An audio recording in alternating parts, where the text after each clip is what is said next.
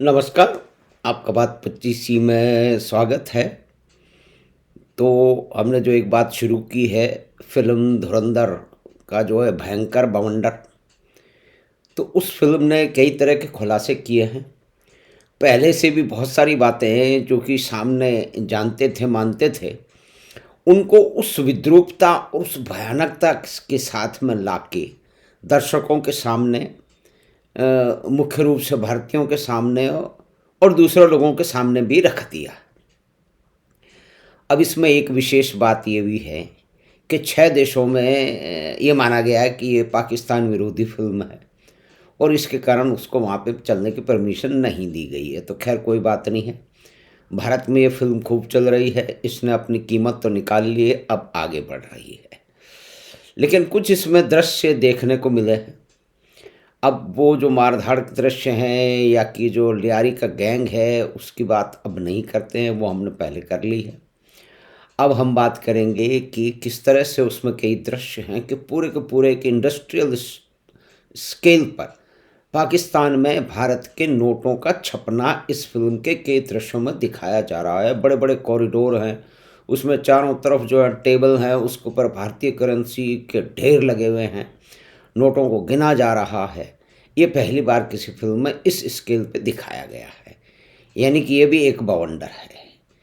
ये एक ऐसी वास्तविकता है जो कि जिसको भारतीय जानते भी थे और बहुत सारे लोग जानते भी नहीं थे और ये भी माना जाता है कि इसमें भारत के बहुत ही महत्वपूर्ण लोग, ब्यूरोक्रेट और राजनीतिज्ञ शामिल थे, जिनकी सहमति थी और जो पैसा बना रहे थे पाकिस्तान में छपी हुई भारतीय करेंसी के आने से। अब इस बात से अब फिर पीछे चले जाते हैं कि इस फ़िल्म में एक खैनानी ब्रदर करके एक करैक्टर दिखाया गया है। तो एक का तो नाम है जावेद खैनानी और दूसरे का नाम है, एक और नाम है दूसरा। और ये बताया गया है कि आईएसआई अपने ऑपरेशन के लिए पैसे का जुगाड़ भारतीय करेंसी को पाकिस्तान में छपवा के करती है और उसके लिए एक पूरा एक अलग सिस्टम बनाया हुआ है जिसके अंदर कुछ फाइनेंशियल हवाला ट्रांजैक्शन के लोग हैं, जिनके बारे में कहा जाता है कि वो पाकिस्तान में 1995-96 के आसपास से ही इस तरह की गतिविधियों में जो है वो लिप्त रहे हैं। उनके साथ जिन लोगों ने काम किया है, उनके जिन लोगों के साथ इन लोगों ने बदमाशियाँ की हैं, वो अपने कई प्रोग्रामों में इन लोगों के बारे में बताते रहते हैं और वो फिर ये भी बताते हैं कि हम मूर्ख थे कि हम इनको समझ ही नहीं पाए।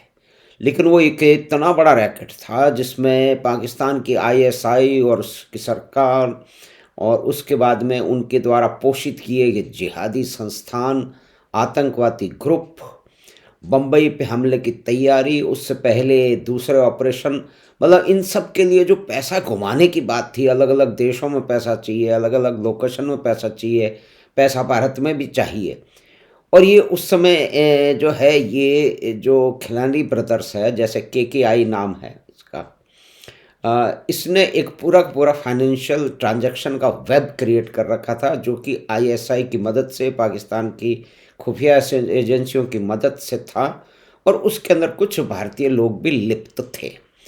और एक ऐसा समय था जिसके अंदर भारत में छपे हुए नोट कहते हैं कि कंटेनर बे कंटेनर भर के और नेपाल के ज़रिए भी भारत में फेंके जा रहे थे और कुछ पोर्ट के ज़रिए कंटेनर भर भर के आ रहे थे। और कुछ ये से भी आकलन है कि जो है वो नेपाल की सीमा के पास में 70 ब्रांच में जो है वो भारतीय बैंकों में पाकिस्तान में छपे हुए फेक करेंसी नोट थे। लेकिन वो इतनी मेहनत से इतनी उससे बनाए गए थे कि उसके पीछे एक पूरा षड्यंत्र था कि भारत की एजेंसियों ने जो कि नोट छापने की व्यवस्था करती हैं, फाइनेंस मिनिस्ट्री ने उन्हीं सोर्सेज से वो कागज़ लेना शुरू कर दिया जिससे पाकिस्तान लेता था। और पाकिस्तान की जो इकोनॉमी की रिक्वायरमेंट थी, उसकी जो करेंसी की छापने की रिक्वायरमेंट थी, उससे अधिक, यानी कि जितनी भारत को जितना नोट चाहिए एक जनसंख्या के हिसाब से, सर्कुलेशन के हिसाब से, तो वो उतना पेपर पाकिस्तान ले रहा था। और बहुत सारी खुफिया एजेंसियों को जो भारत में थी उनको इसकी जानकारियाँ मिल रही थी। लेकिन जिस तरह से धुरंधर में ये दिखा गया कि वो तो एक फ़िक्शनल कहानी है, मतलब उस तरीके से दिखाया कि वहाँ पे कुछ सोर्स ने कुछ जानकारी भारत में भेजी थी, 26/11 के बारे में भी भेजी थी, लेकिन वो कोई काम नहीं आई क्योंकि पूरे तंत्र का उसके ऊपर ध्यान ही नहीं था।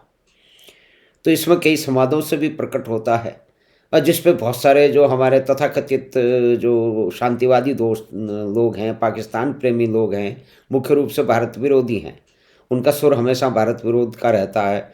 और भारत विरोध भी तो उनका बदल गया है, लेकिन बेसिकली तो एक मोदी विरोध है। अब उसके कई कारण हैं, लेकिन यहाँ हमको अब थोड़ा पीछे जाना पड़ेगा। 2016 में 8 नवंबर को जो मोनेटाइजेशन हुआ उसकी बहुत तरीके से आज भी एक विशेष तंत्र है।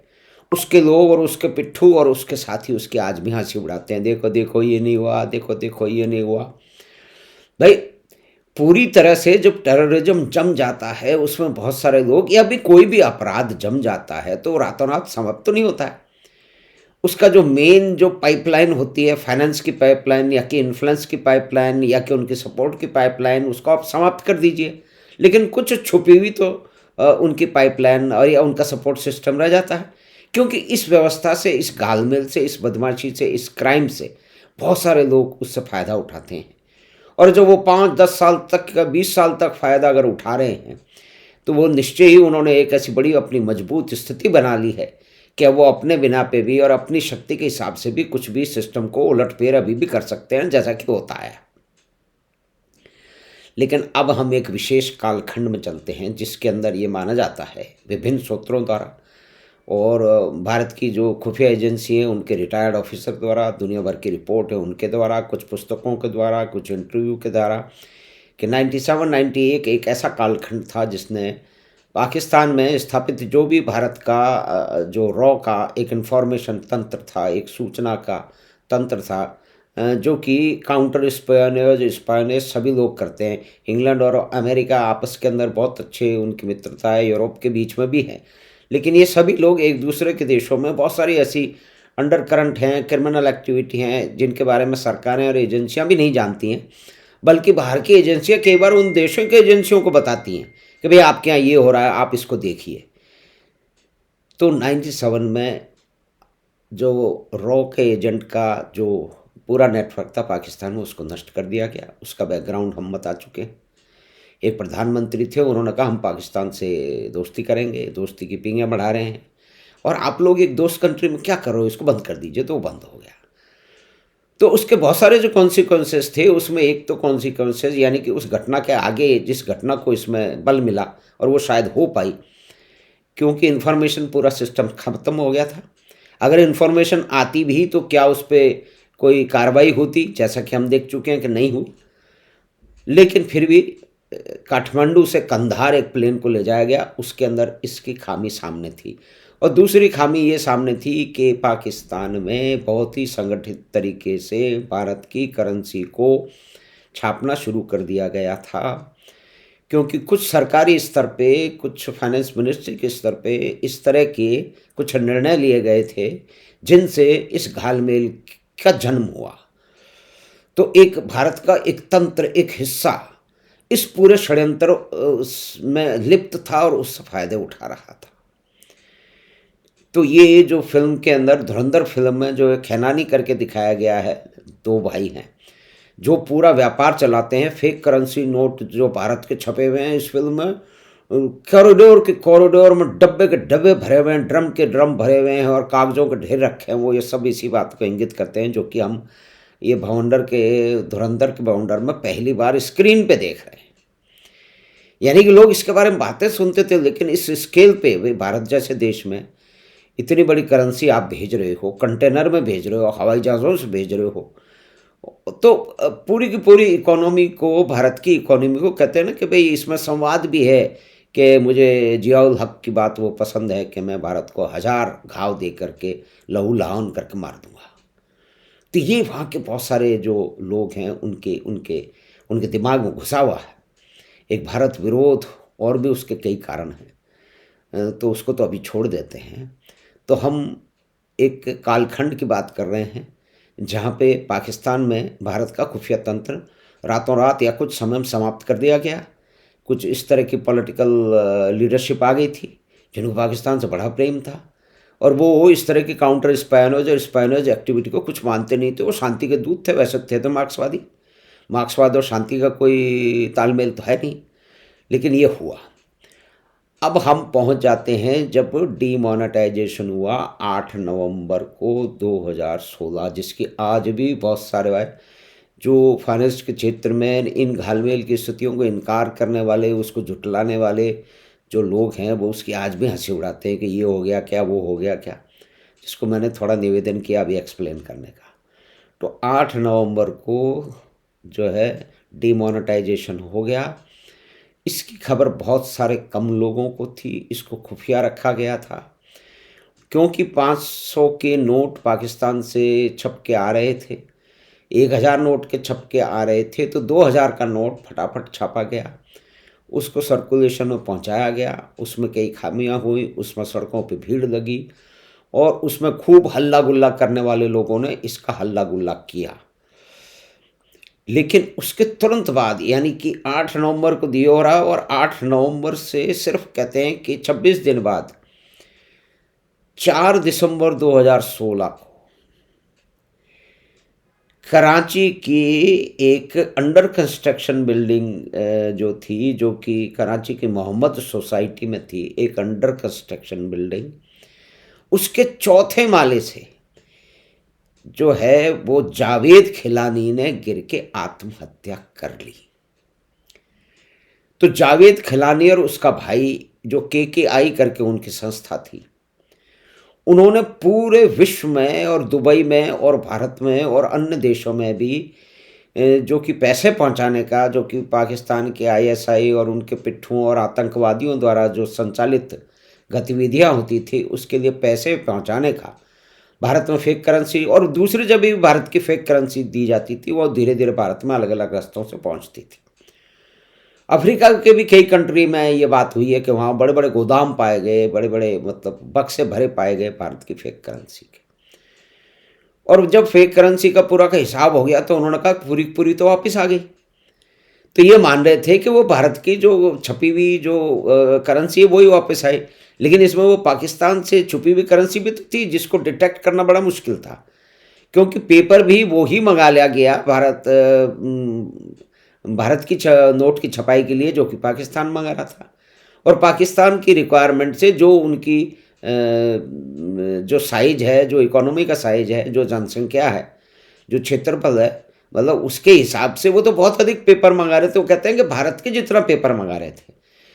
तो एक कितना बड़ा एक फेक करेंसी जो है वो बन के भारत के सिस्टम में आ गई, और उसको यो हो पाई जिसके बहुत सारे कारण हैं।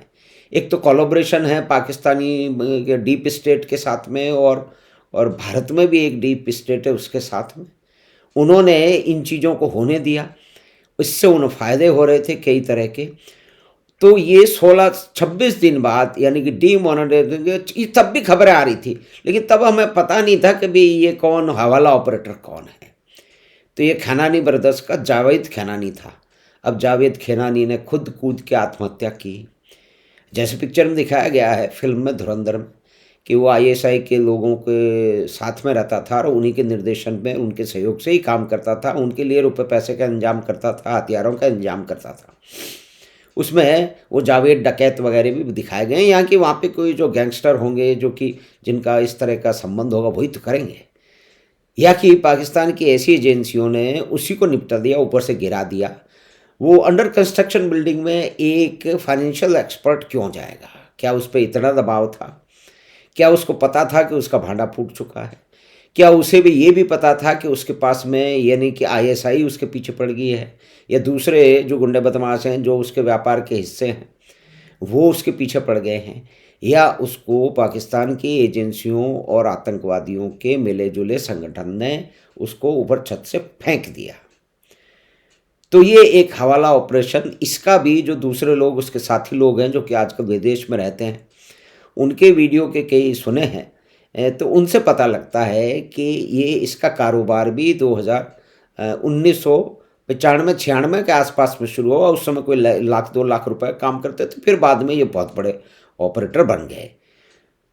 तो ये एक बैकग्राउंड है। और भारत में जो फेक करेंसी नोट के कारण जिन लोगों पे मुकदमे चल रहे थे, फाइनेंस मिनिस्ट्री तो मुकदमे चला रही है, लेकिन फाइनेंस मिनिस्ट्री से संबंधित जो जो उनसे उनके जो रिश्तेदार हैं, उनकी जो लॉ फर्म है वो इस तरह की भारत में कुछ हवाला ऑपरेटर और पाकिस्तानी मनी का कंट्रोल करने वाले, उसको मूवमेंट करने वाले पकड़े गए तो उनको बचा रहे हैं। तो भारत एक बहुत ही विचित्र स्थितियों से गुजरता रहा है, जिसमें भारत में बैठे हुए कुछ बदमाशों ने और जो भारत में बैठे हुए भारत के दुश्मन हैं कुल मिला के, वो सब घालमेल करके पाकिस्तानियों के साथ में मिलके और दूसरे अपराधियों के साथ में मिल करके भारत को कई तरह से नुकसान पहुंचाते रहे, क्योंकि उसमें उनका खुद का फ़ायदा हो रहा था। अब इस फेक करेंसी का भारत में जो इलेक्शन होते हैं उसमें कितना इस्तेमाल होता होगा, किस तरह से कहाँ-कहाँ पैसा वो पहुंचा दिया गया जाता होगा। और कहते हैं कि जितने भी एजेंट आते थे उनको वो ही पैसे दिए जाते थे जो धीरे-धीरे भारत के सिस्टम में खप जाते थे, क्योंकि पेपर एक था, बहुत ही कम उसके अंदर कहते हैं 16-17 कोई पॉइंट होते हैं, तो उसमें 1 पॉइंट की कोई कमी थी, जिसको ऑटोमेटिक मशीन के बिना कोई उसको पकड़ नहीं सकता, तो कितना चेक करेगा, जबकि किसी को मालूम ही नहीं है और चेक करवाएगा कौन? ऐसा कहते हैं कि कई बार चिदम्बरम मतलब जो भारत के मंत्री लोग थे या कि फाइनेंस मिनिस्टर थे या दूसरे लोग थे, उन्होंने कुछ कार्रवाई करने की कोशिश की, उनको ये कुछ खबरें मिली होंगी। शायद इंटेलिजेंस एजेंसी के जो पुराने उनके दोस्त होंगे, उन्होंने किसी तरह से बताया होगा। लेकिन जैसा कि इस फ़िल्म में बताया है कि कई सूचनाएँ जो 26/11 की सूचनाएँ भी भारत में पहुँची थी, लेकिन उस पे कोई कार्रवाई नहीं हुई, तो दूसरों पे कैसे कार्रवाई होती? तो एक फेक करेंसी का जो एक बहुत लंबे समय से हम सुनते आए हैं, लेकिन किस इंडस्ट्रियल स्टेज पे, इंडस्ट्रियल स्केल पे हो रहा था, ये फिल्म में कुछ नाटकीयता हो सकती है, लेकिन ये हमारे सामने फिर से आया है। जब लाखों करोड़ों लोग उनको देखेंगे तो वो भी उनके सामने फिर पुरानी यादें आ जाएंगी। तो धुरंधर के बवंडर में एक दूसरे पार्ट में हमने फेक इंडियन करेंसी नोट जो कि पाकिस्तान में छापे जा रहे थे और वो भारत में पहुंचाए जा रहे थे, और उसमें पाकिस्तान और आईएसआई और वहाँ के गुंडे बदमाश और वहाँ के आतंकवादी तो शामिल थे ही, भारत के बहुत सारे सफ़ेद पोश जिसमें बड़े बड़े अफसर थे और बड़े बड़े राजनीतिज्ञ थे, वो भी इसमें सम्मिलित थे। वो मिल कर के देश को लूट रहे थे, जैसे कि उनकी बहुत पुरानी एक परंपरा रही है। तो इस बाउंडर ने बहुत सारा कचरा सामने ला दिया है दोबारा। करीब 16 को तो अब 9 साल हो चुके हैं, लेकिन उस समय की घटनाओं को, उस समय की कुछ जो इतने स्केल पे होगा, ये सामने देखने को मिलेगा। तो हमें आशा है कि ये बातचीत आपको पसंद आई होगी, जो कि भारत में प्रचलित पाकिस्तान में छपी हुई जो करेंसी थी, फेक करेंसी, उससे भारत के पूरे सिस्टम को हिलाया जा रहा था। और डिमोनेटाइजेशन के 26 दिन बाद ही पाकिस्तान का एक बहुत बड़ा हवाला ऑपरेटर जावेद खिलानी 4थी मंजिल से गिर के उसने आत्महत्या कर ली या उसकी हत्या कर दी गई, उसको रास्ते से हटा दिया गया, क्योंकि शायद उसको बहुत ज़्यादा जानकारी थी या वो खुद डर के उसने आत्महत्या कर ली। इन बातों का कभी कोई खुलासा नहीं होगा, क्योंकि बहुत जगह नहीं होता है, अमेरिका इंग्लैंड में नहीं होता, तो पाकिस्तान में कैसा होगा? पाकिस्तान तो पूरी तरह से इसी तरह के तंत्र द्वारा, इसी तरह के आपराधी तंत्र द्वारा पूरी तरह से नियंत्रित और संचालित एक देश है। ये एक दुख का विषय है कि ये हमारे पड़ोस में है, लेकिन जो है वो है। तो ये क्रूर वास्तविकता, ये भयानक वास्तविकता ये धुरंधर के बवंडर ने हमारे सामने ला के रखती है। तो हमें आशा है कि ये बातचीत आपको पसंद आई होगी। तो आप चैनल बात 25 को सब्सक्राइब करें, लिंक अपने मित्रों और परिवार के साथ साझा करें। हम आपसे फिर मिलेंगे बात 25 के अगली बात में। धन्यवाद, नमस्कार।